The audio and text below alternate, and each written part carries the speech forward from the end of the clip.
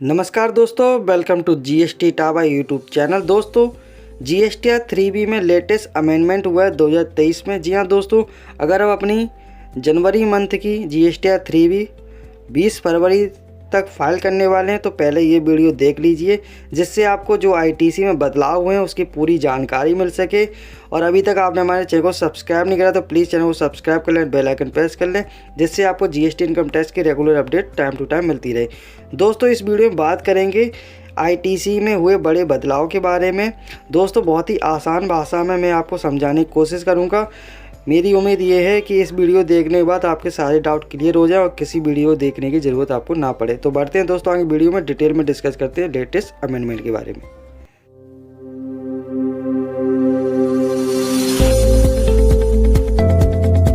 दोस्तों, ये मैंने अभी दिसंबर मंथ का जीएसटीआर 3B ओपन कर लिया है आपको समझाने के लिए, जिससे आप आसानी से समझ सकें।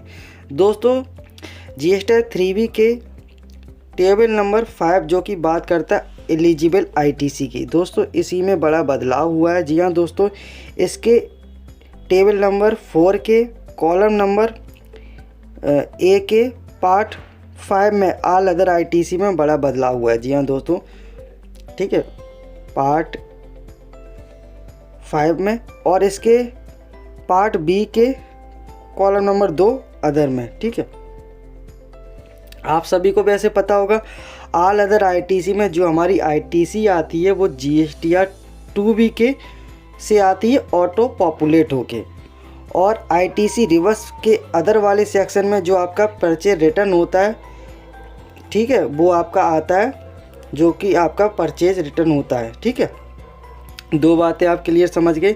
एक आपकी जो ऑल अदर आईटीसी में आईटीसी होती है वो जीएसटीआर 2B से आती है, ठीक है, परचेज की, और आईटीसी रिवर्स वाले सेक्शन में कॉलम नंबर 2 के अदर में जो आईटीसी आपकी आती है माइनस, वो क्रेडिट नोट की आईटीसी आती है, वो भी आपकी जीएसटीआर 2B से आती है। ठीक है, यहाँ तक सब क्लियर है दोस्तों।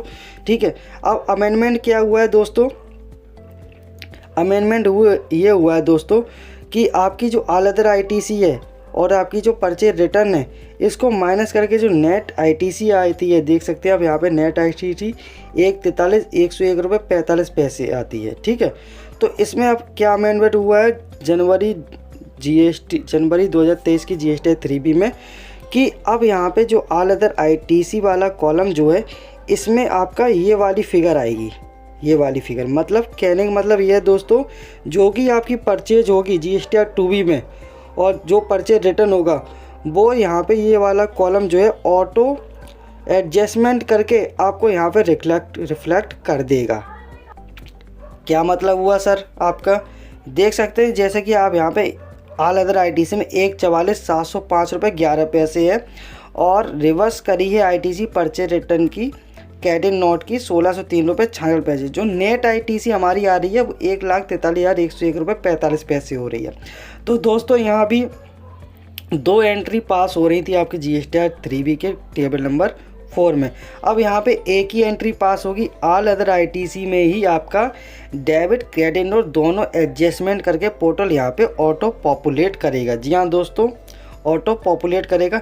यहाँ पे अब आपका कोई फिक्र नहीं आएगी, यहाँ पे आपकी कोई फिक्र नहीं आएगी, यहाँ पे सब जीरो आएगा। जीएसटीआर 2B से कोई फिक्र नहीं आएगी। जीएसटीआर 2B से जो भी अमेंडमेंट होगा आपका, ठीक है, जो भी आपके परचेज रिटर्न या क्रेडिट नोट डेबिट नोट जो भी होगी आपके यहीं पे एडजस्ट हो जाएंगे। ठीक है, यहीं पे आपके प्लस माइनस जो भी होंगे वो यहाँ पे आ जाएंगे।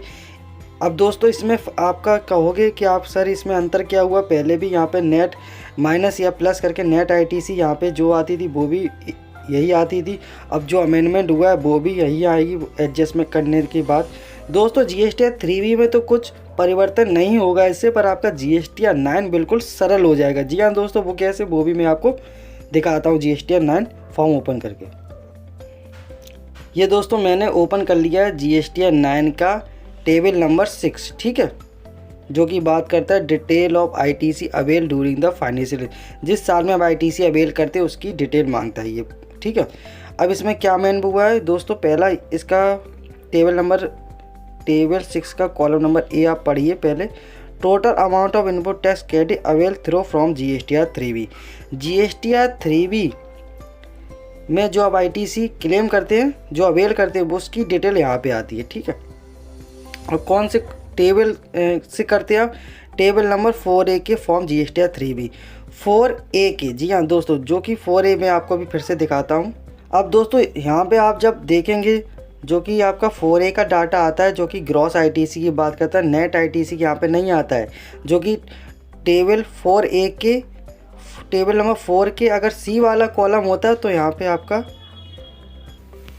दोस्तों C वाला कॉलम होता है टेबल नंबर 4 के 4 का C कॉलम, तो यहाँ पे आपका कोई परिवर्तन नहीं होता है। लेकिन टेबल नंबर 4A का पार्ट आता है जिसमें ग्रॉस ITC आती है और आपका कैरी नोट की ITC एडजस्ट होने वाली यहाँ पे नहीं आती, जिससे आपका टेबल नंबर 8A जो कि ऑटो पॉपुलेट GSTR 2B या 2A से ITC आती है, उसमें मिसमैच आ जाता था, क्योंकि वहाँ जो ITC आती है वो नेट ITC आती है कैरी नोट या डेबिट नोट एडजस्ट करने के बाद, जिससे आपकी GSTR 9 गलत फाइल हो जाती थी। तो दोस्तों इस परिवर्तन के होने के बाद आपकी GSTR 9 फाइल करना और भी आसान हो जाएगा। जी हाँ दोस्तों, तो बहुत ही बड़ा सरकार का ये बदलाव है GSTR 3B में, जो कि जनवरी की GSTR 3B जब आप फाइल करेंगे 20 फरवरी तक, तो ये इस पॉइंट को ध्यान में रखते हुए आप ज़रूर फाइल करिए। इससे आपको बहुत ही बेनिफिट मिलेगा दोस्तों GSTR 9 फाइल करने में। आई होप इस वीडियो में आपको पूरी जानकारी मिल गई है दोस्तों। मैंने काफ़ी हद तक कोशिश करी है आपको आसान भाषा में समझाने की, फिर भी आपका कोई डाउट रह जाता है तो नीचे कमेंट बॉक्स में आप हमसे ज़रूर कमेंट करके बताइए। हम बिल्कुल कोशिश करेंगे आपकी प्रॉब्लम को सॉर्ट आउट करने की। और अभी तक आपने हमारे चैनल को सब्सक्राइब नहीं करा तो प्लीज़ चैनल को सब्सक्राइब कर लें, बेल आइकन प्रेस कर लें, जिससे आपको इस तरह की GST एंड इनकम टैक्स की latest update time to time मिलती रहे। थैंक यू फॉर वॉचिंग दोस्तों।